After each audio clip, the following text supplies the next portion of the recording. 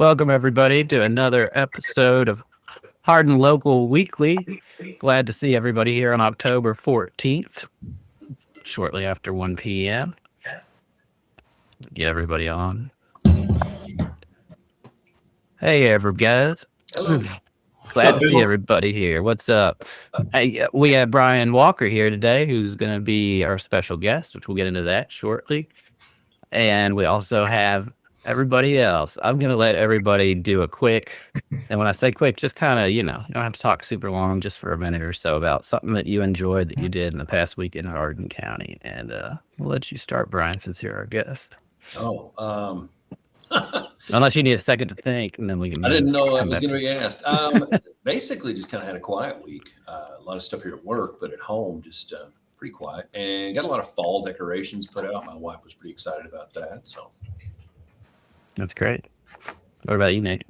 Went up to Northern End. I hung out at the winery for what they were doing. They teamed up with Chocolate Lab to see what they were doing. I didn't know that we had one up there.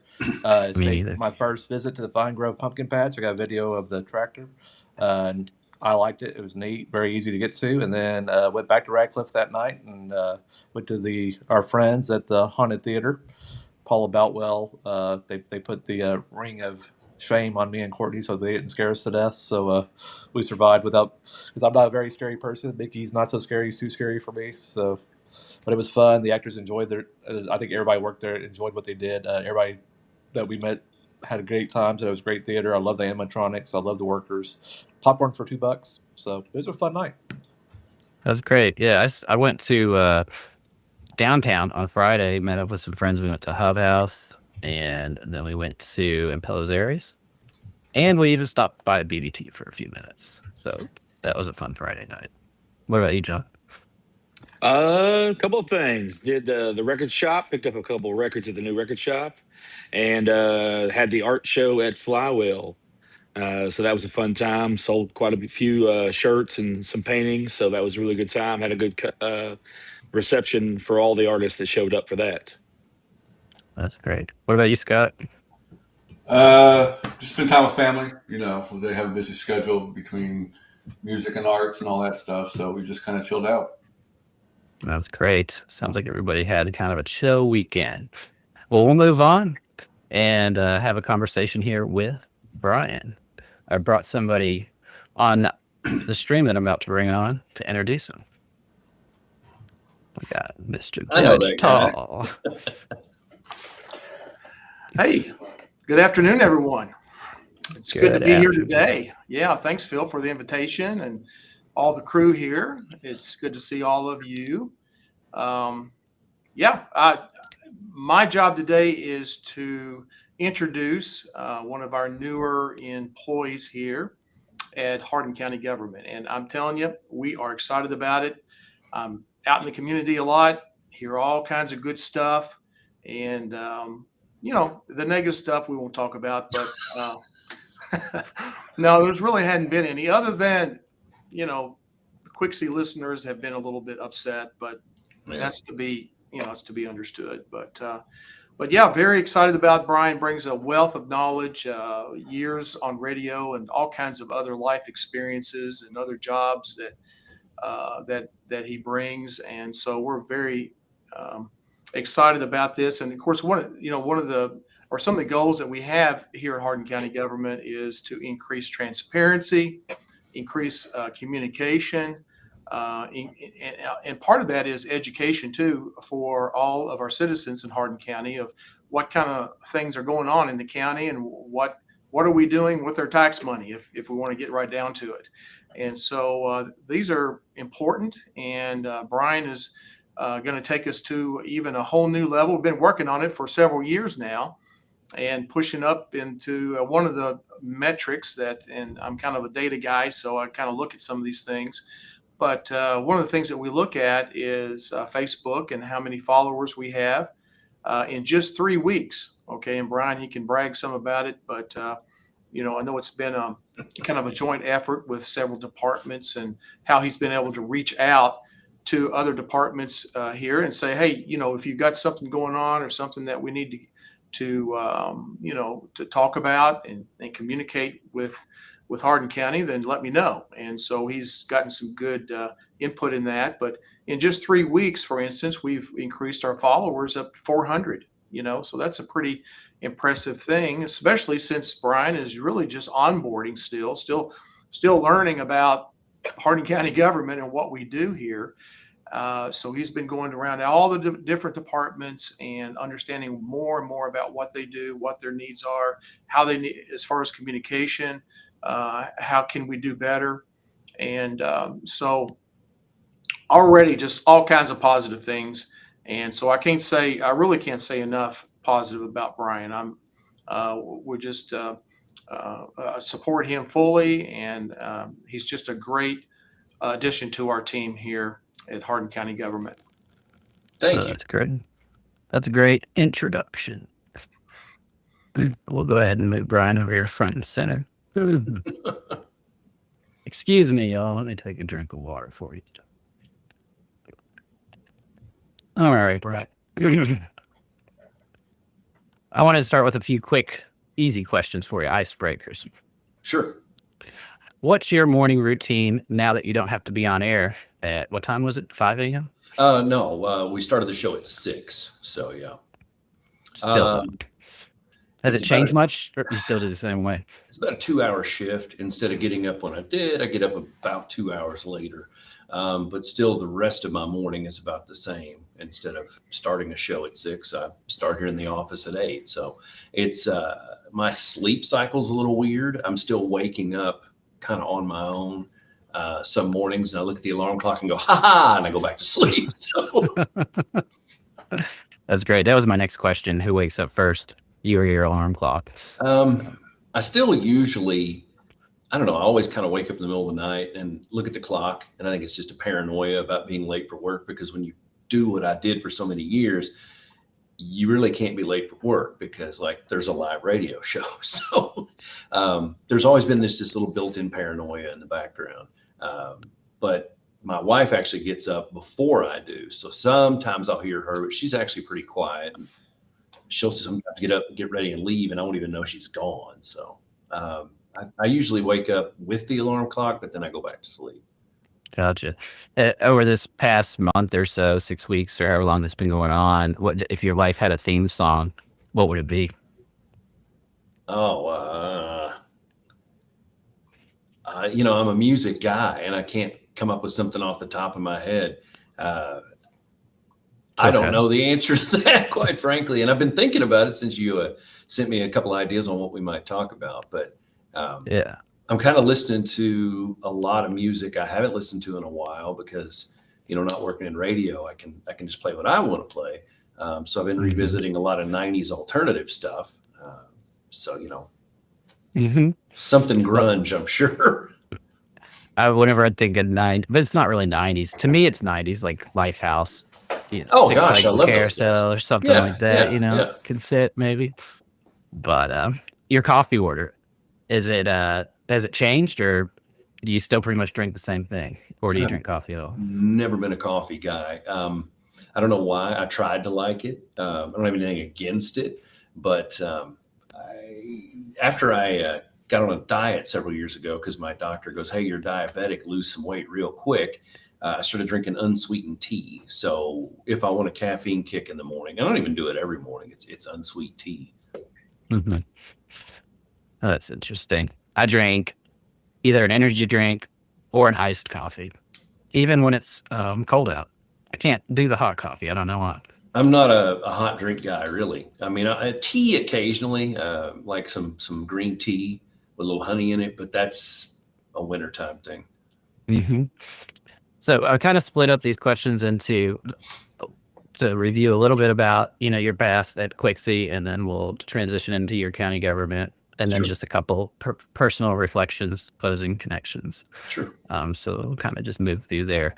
And Judge Tall, if you gotta go, you can stay, or if you gotta go, you can go, or you can stay around if you have anything to add in. You know what to do. Okay, I'll hang in as long as Brian's on here. All right. And then the rest of you guys back there, I know nobody can see you, but we can still hear you. So, if you need to chime in or have questions too, I can bring you back. I can bring you on for your question. So anyway, the man behind the mic. That's what we'll entitle this section. You spent years being the voice that people woke up to, but who's the person behind that voice? What grounds you when the mic is turned off? My faith would be very, very high on the list. But my wife, we've been together for a little over 26 years and married for 23. And of course, our kids, Keegan and Addison, they're 19 and he'll be 23 next week. They were always my support system. And with radio, your hours are a little weird and you spend a lot of time on the weekends and holidays and at night going to events. And they always understood when I had to miss things or couldn't be there for it. But, just the whole job is just weird because you're selling yourself every single day and you're promoting whatever the image is of the station. And specifically with Quixie, very community minded and very much about keeping people not only entertained, but, 7 newscasts a day. I mean, it's something that there's a lot of pride in that for that station. And I was very glad to be a piece of that. It's great. So your family, your faith, and your work. So you and Tricia built something special at Quixie. I know you guys won a lot of awards there. What do you think it was about the two of you and your all's connection on the show that made it work so well? First and foremost, she's the best partner I ever had in radio or in a job or anything. And I cannot say enough good things about her. She is incredibly intelligent and she also is just kind of down to clown around. So, the intellect is coupled with a good sense of humor and a great sense of timing. We actually were friends with one another before the show got going because I had been at Quixie for about 1.5 years and was doing the afternoon show. She was doing the morning show on the Wolf. And, we just got to know each other.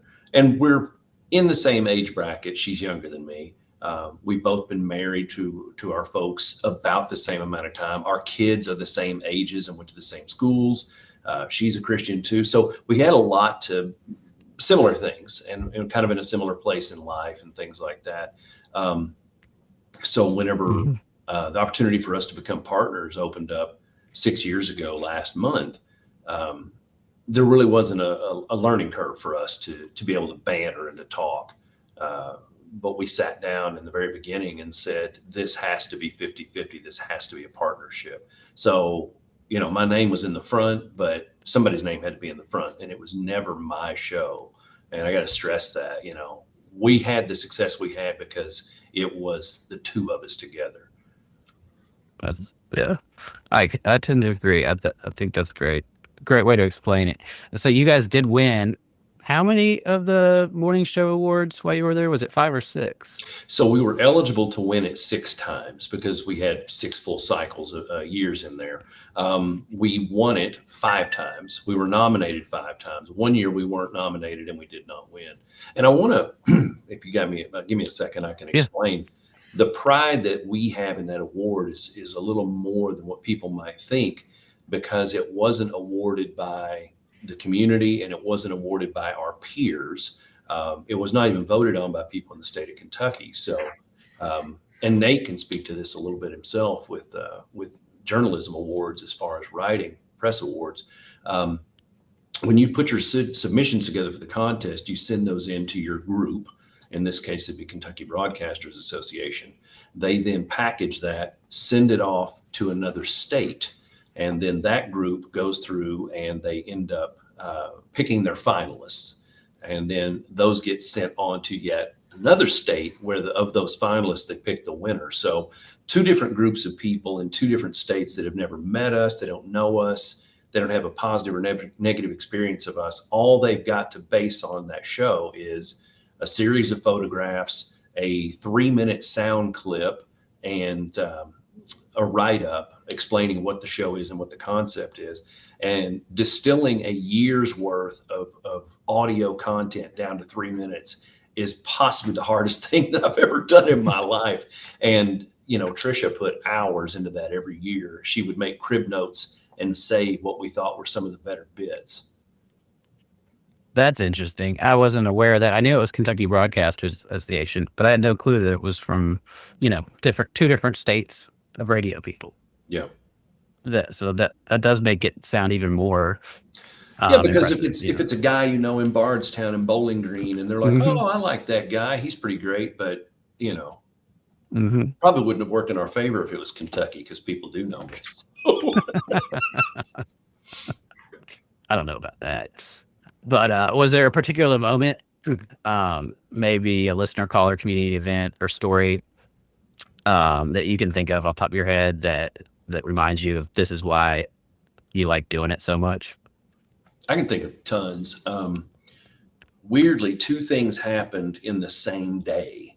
It was a public event here in Elizabethtown, and be honest, these moments happened in front of Trisha and with her. And I think if she was here and you asked her, they'd probably be in her top 10 moments that kind of got you in the heart.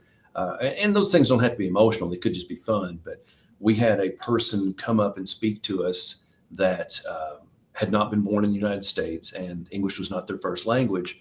And she told us that a lot of her being able to speak conversational English and to have more of a basis in slang and especially even Southern stuff was from listening to our show. And it kind of got to me, that she felt like we were something that she could rely on for that. And she said the best part of it is that she heard two people speaking back and forth. So it wasn't just one person talking. That same day, somebody came up to us and told us that they'd been struggling with addiction for a really long time. And that after they had gotten out of a rehab facility, they started listening to our show. And they said, you guys were so fun every day. It gave me kind of something to look forward to. So that was two pretty great things. But every time there was a terrible storm, every time there was a flood, every time there was a tornado, every time there was a tragedy, a bad car accident, giving away all the prizes in the world and having fun and telling jokes and being silly, that's great. But really that job to me mattered more when I could help people and be a part of the solution out in the public. I think I heard that same type of talking points from Kevin Jaggers when I had him on. Oh yeah. About a month ago. Kevin's very similar mindset. Yeah. Yeah. Which is really cool to hear. And when I'm listening to radio, which I don't listen to it as much as I used to, but I usually tune into either the Quixie Show or to the Wolf Show, because you can tell you guys cared about the community. Absolutely. And I'm not saying the others didn't. I'm just saying that was the one I grew up hearing. So, it's the one that I stuck with. Radio can be incredibly personal. People feel like they know you. Did you ever have a time when a community connection surprised you or humbled you? The ones I referenced a minute ago would be part of that. But on a comedic side, my wife said, our family has lived in the public eye for so long, and a big chunk of the kids' formative years, and certainly through middle school and high school and college and things. She said, it's actually kind of nice that everything we do isn't part of what you talk about. She said, I had a total stranger walk up to me in public and say, oh, you're Donna, congratulations on your house. And she said, I've never met this person, and they knew we'd bought a house. And that can be a little jarring, a little off-putting, but I never didn't want to have people talk to me. I never didn't want to hear from people, but it is odd because you're in their lives and they know you, but you possibly never even met them before. And they know all about you, and I don't feel like I'm a celebrity or ever was, but I can see how you run into a famous actor or somebody, picture what little piece of the world I was in, and then multiply that by 1 million. They don't have any privacy. So I enjoy it. I enjoy talking to people. And when people give me feedback, good, bad, or otherwise, on my public persona, I always liked that. Yeah, I can relate to that. What's something that you never shared on air that now feels safe to say, if you have anything, something that shaped you, maybe, but didn't fit into, 30-second segment on radio or whatever. I don't know if there's anything. I touched on it a long time ago, but I never really spent a lot of time on it. But I have a lot of fear. Fear that I'm not good enough, fear that I'm not a good enough husband, fear I'm not a good enough dad, or good enough friend, a good enough person. That's where faith comes in. But I don't want to be somebody that people need and that they can't count on me.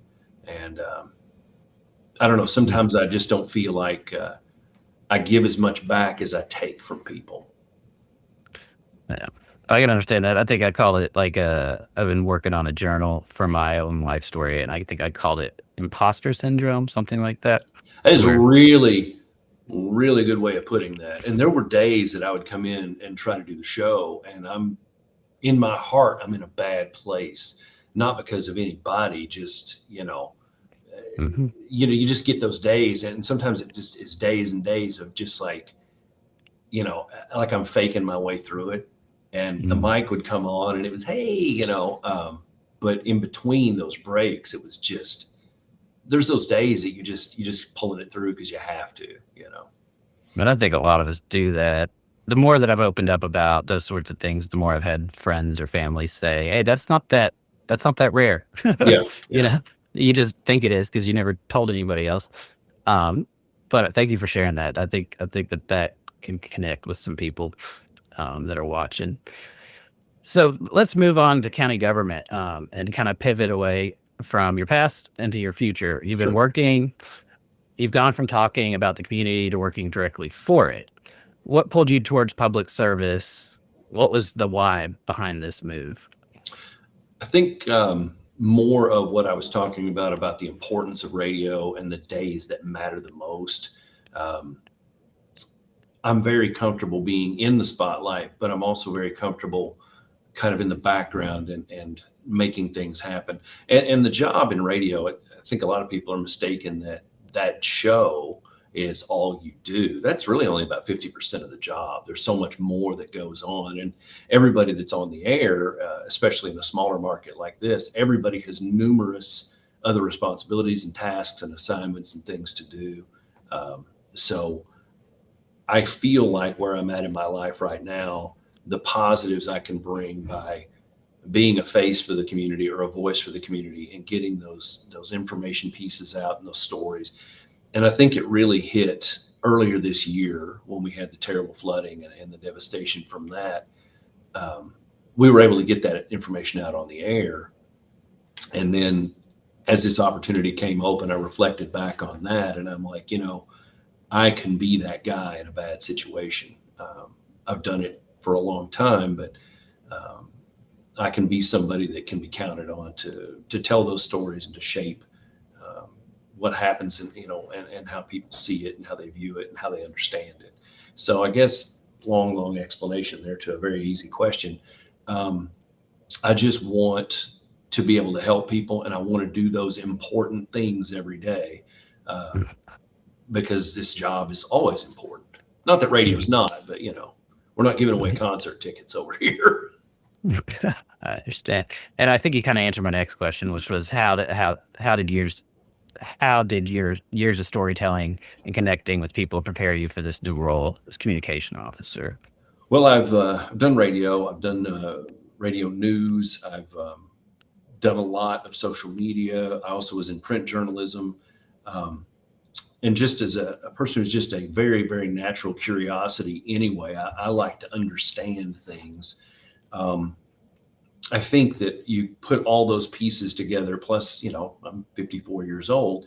It gets you to a point where you kind of have a way to look at the giant picture and be able to bring it down to a bite-sized chunk.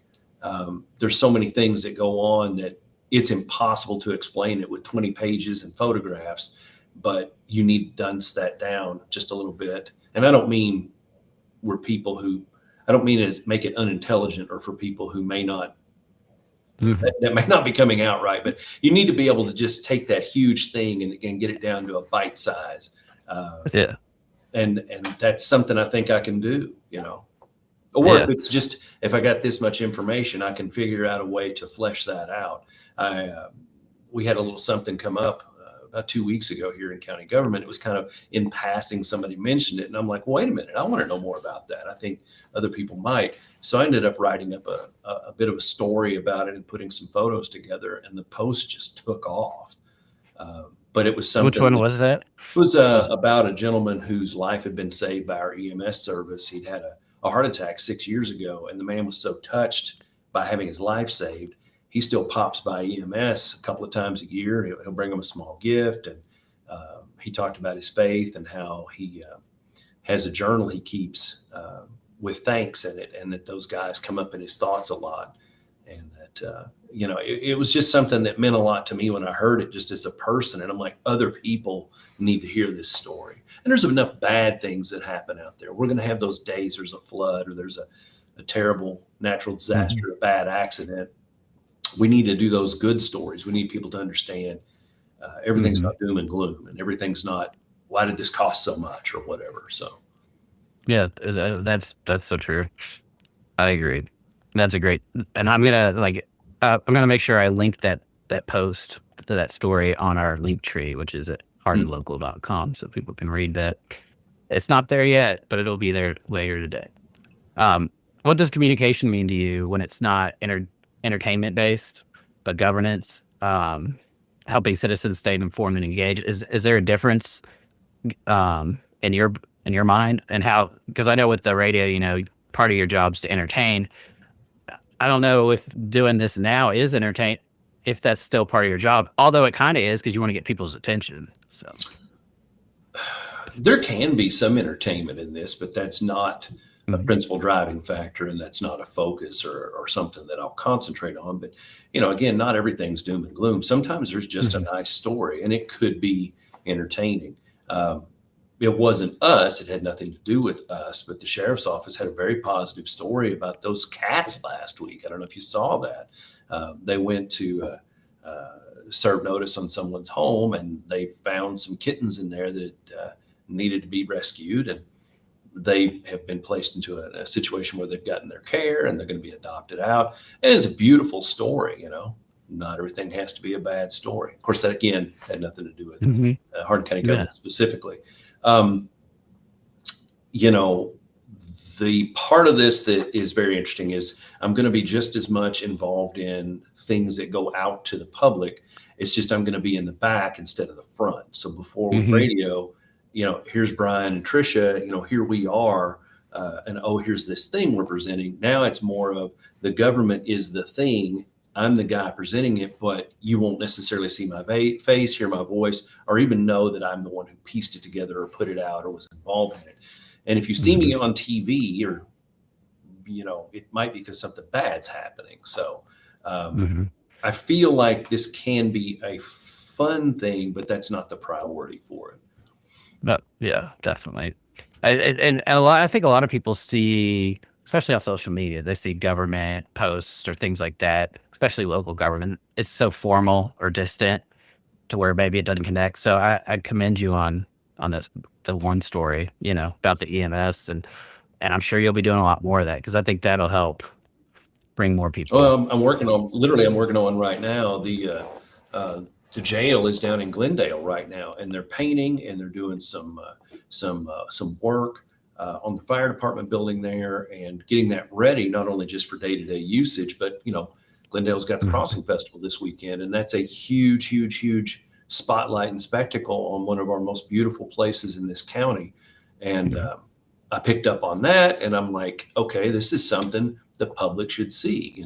Now the jail is its own entity, and they have, an elected official. Josh is the jailer, but of course we all work together because the funding comes from Hardin County Government. But there isn't any reason interagency stuff can't work. And I think the judge could answer this. I think that's part of what we're hoping with me in this position is interagency cooperation and interdepartmental stuff, not just here's something that happened in fiscal court. And I know and maybe you could comment on that, Judge Tall, and also because Brian and me have been talking, and I'm sure you already know, but we're going to start doing a monthly Hardin Local podcast. Well, I'm going to start doing it with Brian monthly. He's going to bring a different department on every month. Our first one will be November 7th. And I think you're doing that with the radio stations and with, some other media Yeah, outlets locally as well. Going to try to make a blitz of it once a month and hit yourself, the paper, HCEC TV, radio, and with Greg Milby with his podcast as well, and try to get out a branded message all at once. Like, this is this month's focus. And that way everybody gets hit with it all at once. And hopefully you follow at least one or two of those outlets. But we're blessed in this community to have a lot of media. We really are, and in different forms too. So you think some communities may not have anybody podcasting. They may not have a local paper. They may not have a local radio station, but we're blessed to have a variety of things. And I think that's great. I do too. Obviously. The first edition, so y'all know, it's going to be November 7th at 1 p.m. on Hardin Local, and we'll be talking with Brian in the road department of Hardin County Government. And these podcast episodes will be different from our weekly. We're just going to do them once a month, whenever it works out with the county government.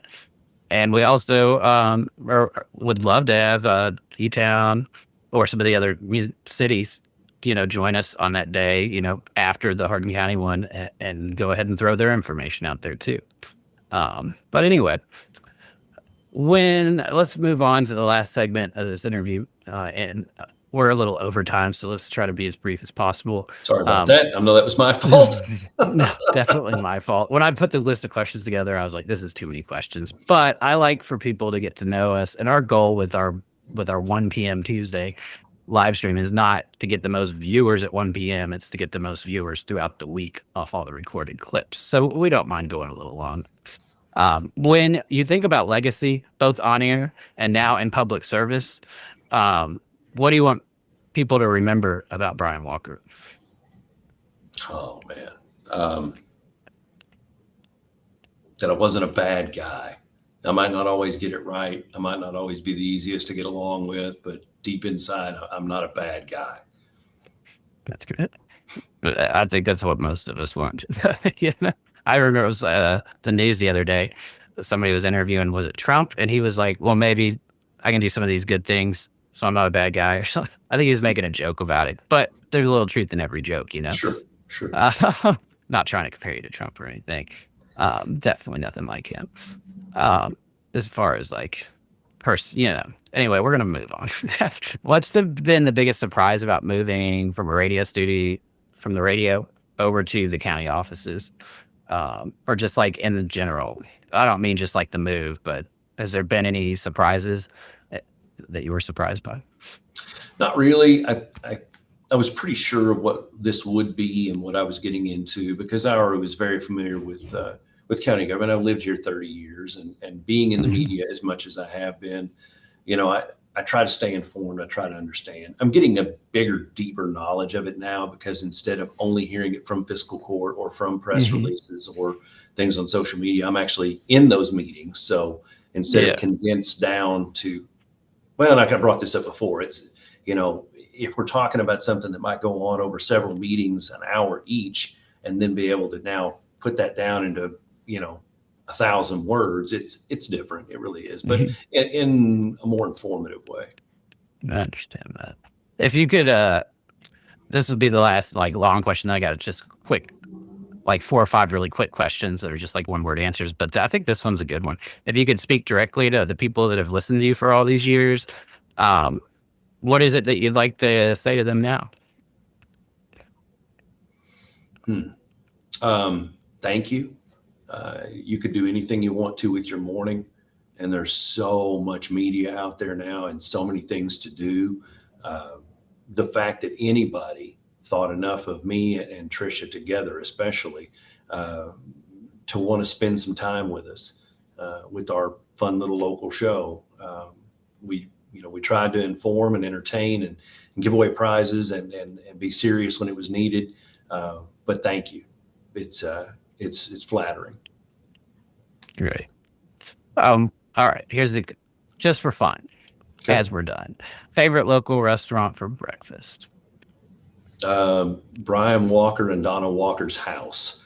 I don't get much takeout, and because of my jobs, have always been, if I'm eating breakfast, it's something we made. It makes sense. Favorite local But I love event? eggs. I love eggs a lot. Oh, we love some fried eggs at the Tall household, Love don't we? eggs. Love eggs. Definitely fried eggs, especially. Favorite local event to cover? Oh, like as a media person, Mm-hmm. it would be hard to specify which one, but I love the local festivals that are specific to each town because all of them have their own flavor. All of them have something that they're known for. I love the parades. Sometimes you see the same people in those parades, but it's not even about that. It's you get to see a lot of our community all put together in a small place, and I love that. You get the craft vendors and the artisans and things like that. It's something my wife and I enjoy a lot, actually. Mm-hmm. Well, what about your favorite season, like weather season in Kentucky? I'm definitely going to say the summer, but my wife disagrees. She's a fall girl, but she doesn't like the heat. It's not my favorite, but I would rather be warm than cold any day of the week. And the winter, true. quite frankly, kind of depresses me. You look at the trees and there's no leaves on them. It's just a big dead stick, and it's just the sky is gray. So yeah, summertime for me. Okay. What's one thing Hardin County does better than anywhere else? Build roundabouts. Now, I'm going to specify this right now as a communications officer. Hardin County Government has never, ever, ever built a single roundabout. Those have all been built by the state of Kentucky. And would you nod at that, Judge?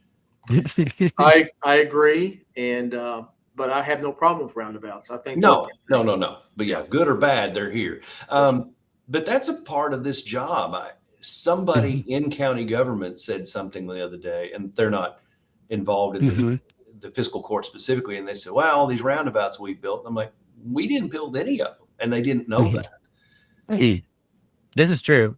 And I think Like them or that's love them, we just didn't do it. So. And I think that's a great segue into like reminding everybody to come back on November 7th at 1 p.m. when we talk with the road department. You can ask all the questions you want about roundabouts, even, and to be quite honest, the more I've seen those roundabouts and driven around them, it's kind of like a tunnel, except a confusing tunnel. There's no traffic light or anything. Well, I can tell you from the data, and I've spent a lot of time analyzing it because of, being in the media, the roundabouts have reduced crashes. They've also reduced the speed at which the crash happens. And instead of getting a T-bone crash at a higher rate of speed, which lead to higher rate of injuries and fatalities, the wrecks are more survivable and the injuries are less. And then those R-turns, people complained about those on Dixie Highway. I don't know if you ever shot out and launched across from the hospital trying to get headed north. It was just like, you were just taking your life in your own hands. No joke. And so many crashes. But they've been reduced because of those R-turns. Yeah. And again, nothing to do with county government. It's just something that I believe in.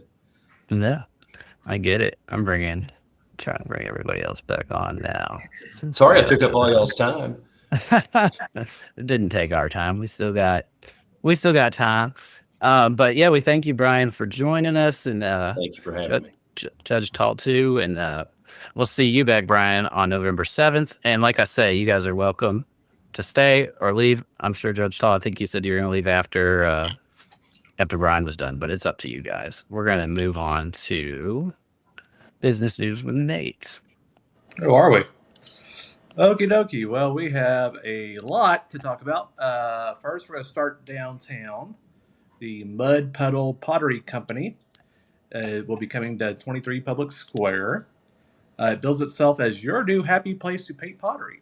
It's the current Busy Bee location. The Busy Bee will be moving, but they will still be on the square, so don't have no fear. They'll still be right there. And I've been told that Mud Puddle is probably going to be open in November. Don't have an exact date. They said they will be more active, and they also said that they will answer some more of my questions and maybe stuff. So we'll try to get a walk through there. Boot Barn, first Hardin County location, is coming to Starlight Center at 1705 North Dixie. They put it on their website. They have posted job postings on Indeed. They posted it on their own. So this is official. They officially listed 1705 North Dixie. They are coming. We were talking off camera. I know people confused it. we're like, oh no, we had one at Dooster's. That was Boot Country 2, and they were not the chain that Boot Barn is. Not the same people. We've never had one. So that's what's coming. I'm assuming it's going to be the Empty Games. I've been told by some people that's where it's going, but space-wise, that seems that's the only space over there that would fit unless somebody closed or moved. Not officially Games, but officially Starlight Center. But I will be shocked if it's not them. Don't know a date. I just know they are hiring a general manager. Also coming to E-Town is Yummy Bowl Mongolian Stir Fry. Has anybody had that? They have one at Hurstbourne. No? We are over. I am not the Mongolian type of person, but it looks cool. Like I said, they have one in Hurstbourne. They also have one in Owensboro. I don't know exactly where that one's at. Lexington's getting one already, so we will be number 4. They build themselves as the Mongolian version of Panda, and I do like me some Panda, so I'm sure I could eat the proteins there. I posted it the other day. The post went nuts. Columbia Properties, who's the developer of the shops at Pear Orchard, has released the plans. And I think there was some stuff that not everybody was aware of.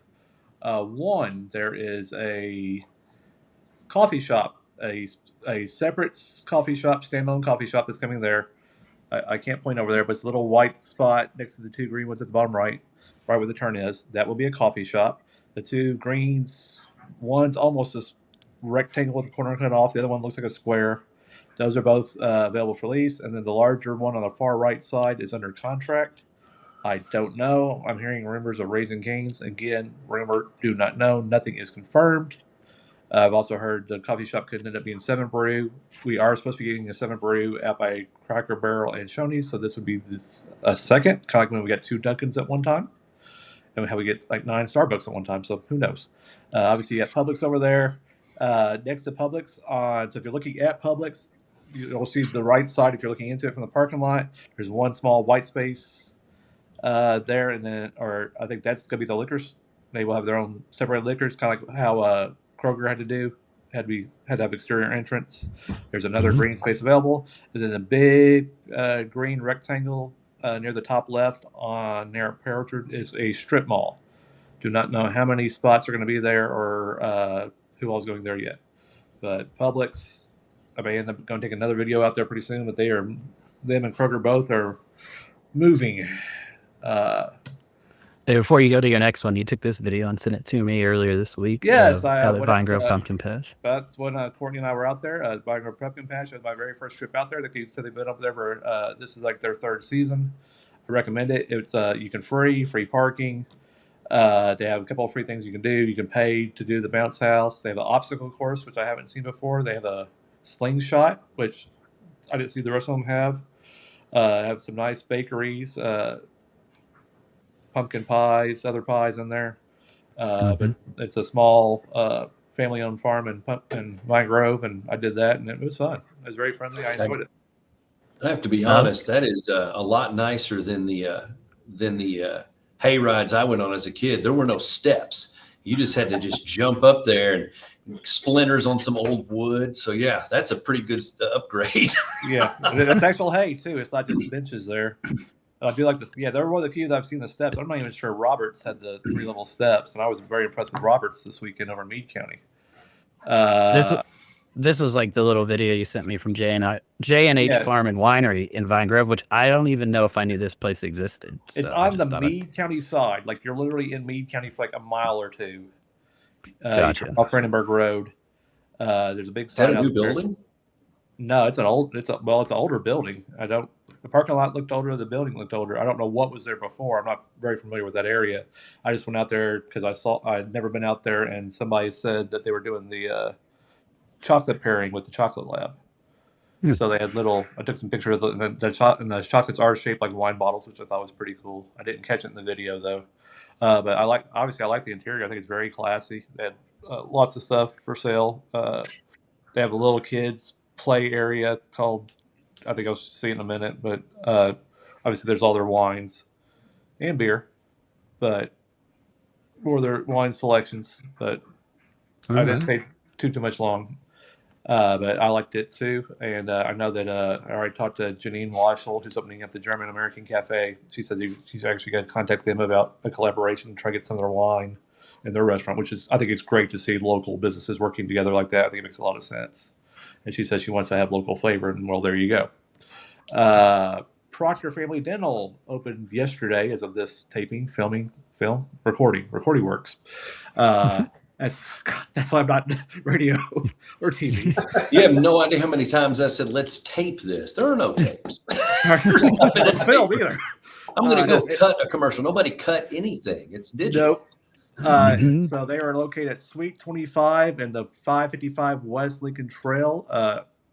Brian or Scott may know exactly more closer where that is. I'm not familiar with what that building is. I didn't look it up, but it's 555 West Lincoln Trail. They're open 8 to 4:30 Mondays through Thursdays.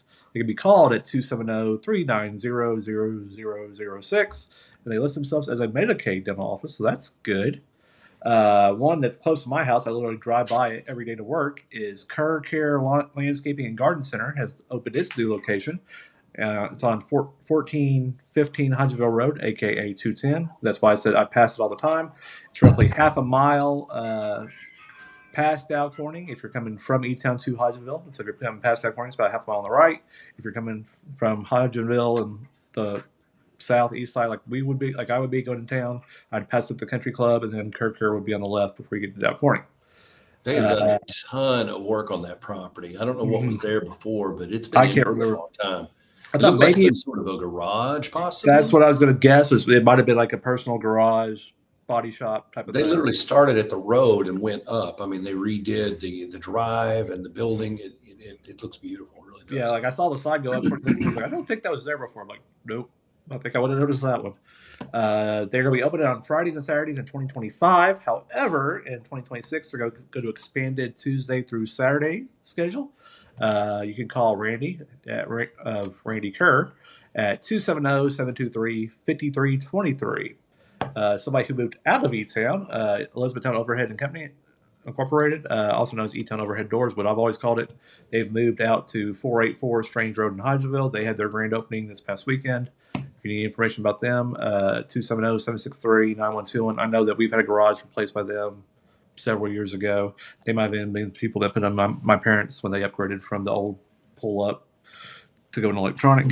And finally, I know my parents are jacked about this one.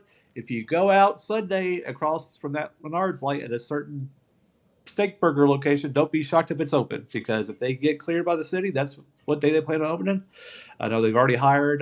They're having some one of these days this week is going to be family and friends, but I've been told, I saw a post on Facebook that they do plan on being open Sunday. I do not have the hours. I don't know if it's going to be dinner only or what. The official address is 1151 Ring Road. Like I said, AKA across the road from Menards at the light. So then I think Yoke Fellow's going to be opening later this month. I'm going to try to get a walkthrough with them. That's another great building. I mean, Brian's lived here long enough to remember what that Lee Stevens recipe looked like beforehand. It's been a liquor store before, but that building looks fantastic. Another one of our Southside revivals. I just love the fact that they're keeping the chicken name going. Wasn't it Chicken Coop Liquors when it was? Yes, it was. Yeah. But it's Yoke as in Y-O-K-E, not Y-O-L. Yeah, but I'm gonna in my mind. Yeah, you still sound the same. In your mind. John Pack is the owner. He had explained to me Yoke Fellow it's from the Bible. I think It's also from like where they attached a yoke to like an animal that used to plow a field or something as well. Yeah, so it's still farming, you know. Yeah, I think his is the Bible version. I think it means like a good friend or something, or trustworthy friend. So that's where they got it. He said he first heard it at a Bible study. It just kind of stuck with him. So they'll be opening, and then Bloom Bakery is going to be opening later in October as well. So we'll have that. So lots of stuff on the horizon. That's great, Brian. Thank you much. Nate, not Brian. Sorry. I guess Brian went to me. I think I've I need to start looking at the name tags, and until I see the Job, and then I'll be like John O'Brien. Let's do some events. We got some coming up here, yeah. One is kind of going for a little while right now is out at Freeman Lake Park. There's a kind of a seek and find for pumpkins out there, so you can get your little piece of paper, find all the places, answer all those questions, turn it in. You can win a prize. They're going to award that on November 3rd. So from now till November 2nd, head out there. It's a great thing for the kids and families to do. I was walking out there this morning before I went to the gym, and I spied a few just on this side of the lake. I don't know if there's any on the other side of the lake, but it's something fun to take the kids out to and enjoy that. Tomorrow, we've got the Spooktacular Food Truck event at Thurman Landing. Buzz and Bite's going to be there. They're going to have some spooky corn dogs, maybe. I don't know. Maybe some candy corn dogs. I don't know how that would be, how that'd work out, but candy corn dog might be all right.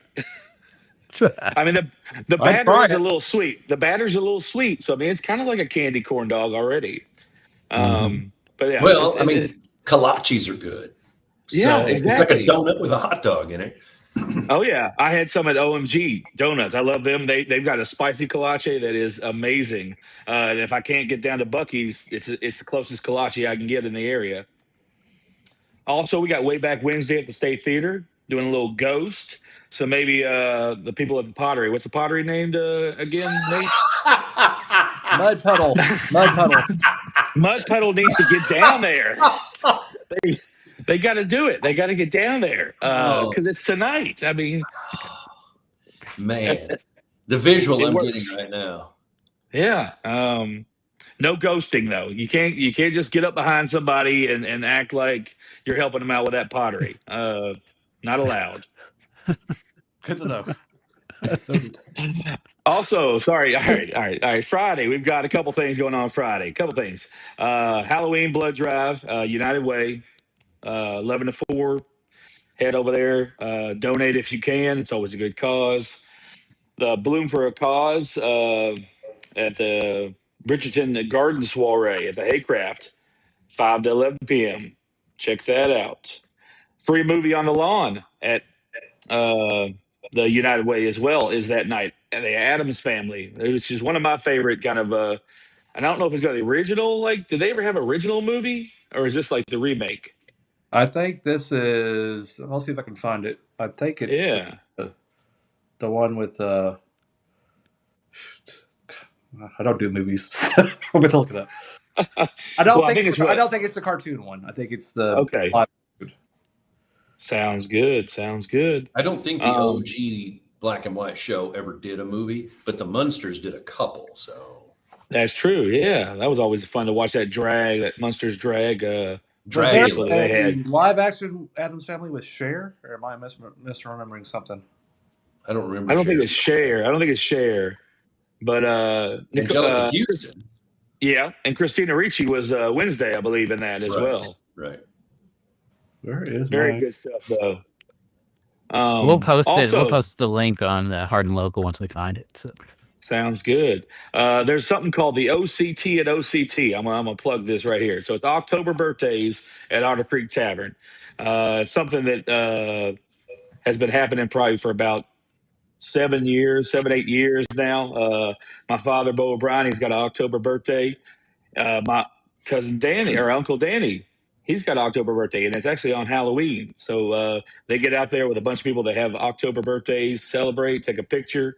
And you don't have to have the October birthday, but if you got a friend or somebody that you love, take them out there, get you a fish sandwich, a little pizza pie, and have a fun time. That's this Friday, 6 to 9. Also, there's going to be a silent disco, which would not be fun to like watch on TV at all. It's fun to experience, but it's kind of weird when you're there and you see people just dancing around with headphones on, but you don't hear the music. I saw one of those on a cruise ship earlier this year. I was going to ask, did you do that? Dude, that was weird. You walk in and you just hear bodies moving around and you hear feet. And it's like somebody had literally just ripped the audio out. It was cool, but yeah, I didn't stick around. I like to see if the same people with the same color are dancing the same way because they're listening to the same kind of music. So if they're not, it's kind of like, oh, your beat's a little off, or Yeah. you need to work on it. Is this the first time they've done it here in Hardin County? So no, the first one was here at BBT. We held the first one last year, or earlier this year, I should say. And then there was another one at Social. This is going to be the second one at Social, I believe. Okay. So social food hall, 8 to 10 p.m. I really think that somebody needs to do like a family friendly one because those are big hits in Louisville. A brewery will do it and they'll have like just a bunch of kids and adults and everybody, and it's kind of just a fun time. They'll do like a Disney themed one where it's Disney on one channel and then the other two or something different. Maybe the county government could sponsor a family themed one. Where would we put that exactly? We'll find some friends. Just a thought. You can throw it back. The Addams Family is the 1991 version, and I confuse Cher with Angelica Houston because I'm There we go. Well, they have the long dark hair, so Yeah. Yeah. As mentioned before, we also got the historic Glendale Crossing Day Festival this weekend. Head on out, get you some crafts, get you some kettle corn, all the fun things, all the good causes out there. I remember going there to a family friend's house and having burgoo at their house and then kind of walking down there afterwards. It's just a great time to head out there and enjoy your community and support a lot of great things. It's like the granddaddy of all the fall festivals in the area. It is. really It's the is, one, yeah, right? yeah. And if you can't find a chili you don't like, then it probably doesn't exist. There's like 9 different ways to get chili over there. For sure. Also, Saturday, got Bikers on a Mission. It's a ride with purpose. Registration at 10 a.m. Kickstands up at 10:30 at Abundant Life in Radcliffe. There's also the E-Town RV Park's second Halloween bash because it's not annual till there's 3. Come on, it's the second one. That's going to be a trunk or treat action at the E-Town RV Park. Sounds like a fun time. Starting at 7 p.m. on Saturday. Boots Bling. Boots Bourbon and Bling. Don't want to mess it up. Do we have that QR code there? We Phil? definitely There we go. Got to get those ladies out at Fort Knox, keep them happy. Now, I Brian, tried to nickname them the Housewives of Fort Knox, but I don't know. Maybe you guys should click. Anyway, So that's definitely a great event, and that's happening this weekend. Also, Teen Game Night up in Louisville or in Radcliffe. 6 p.m. to 10 p.m. at 500 Lincoln Trail Boulevard. So teens want to go hang out, play some video games, play some board games, and I'll be up there doing that. And Sunday, so they've kind of rotated this on that trivia night for Hub House. Usually it's on Wednesday. I think they're shifting it to another day on Sunday. But this was also a fundraiser. So I think it's $25 to enter your team into this. But it should be a fun time as well. that's great. It does look like a good one. I wonder if the flips. What's the flips stand for? Flips and flights. Is it Maybe Joe's going to do flip-flops? some. Maybe Joe's going to do some flips. I don't know. Maybe he's going to have a trampoline there. Do jazzercise and do some flips. All right. Well, Maybe we may have. taking water bottles and doing that. You want to make a middle school boy scream? You do flip one of those bottles and make it land. Yeah. Take a few minutes now that you're done, John. I'll bring us all zoomed out here. There we go. Yeah, I'll do a quick check of the reviews or the comments that we got here, just because I didn't even check them until just now. Christy Gordon says, "Hey, Hey, Christy. She was go great a back, few weeks ago. Christy." Yes, she was. Bobby Thompson said, Okay. "Will Brian have any authority in the naming process and county water Okay, basins so or that's retention?" okay, this is seriously something I have been striving for about 6 years. I really want a ditch or a retention pond or a water basin or a cesspool named after me.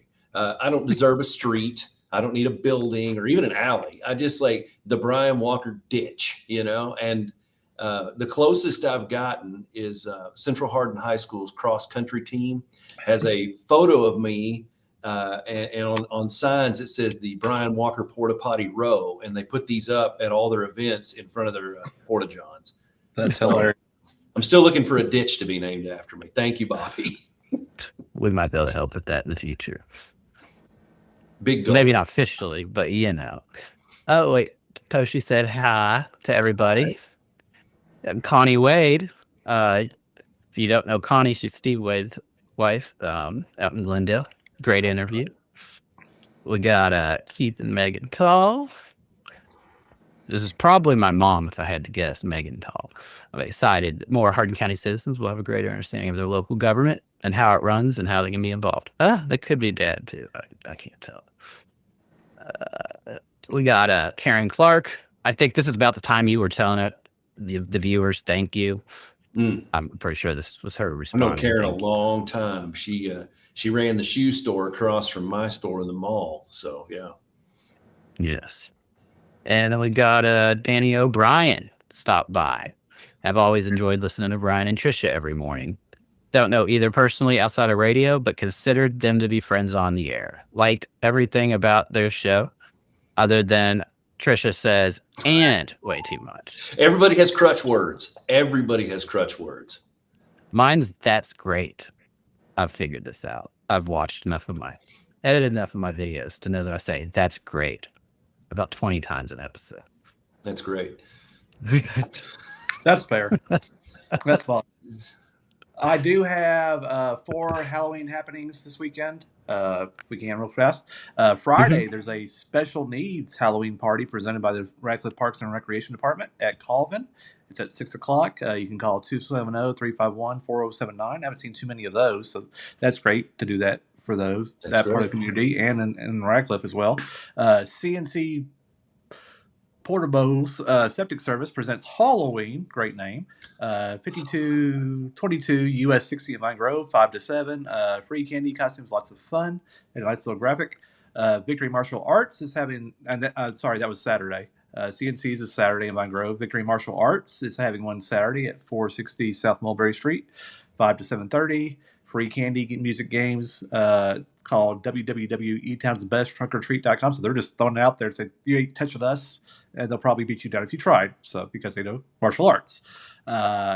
Check there for that. And here's a different one. The Modified Gearhead Societies, which I didn't know existed, but for gearheads, car heads, Modified Gearhead Society's Trunk or Treat meet presented by Tidy Rides and Sides is at Radcliffe City Park on Saturday. So back-to-back events or back-to-back nights in Radcliffe. It's at City Park, 5 to 8. Free candy, music, cars, costume contest, and a car competition for best trunk. So that's one of the people that's doing that.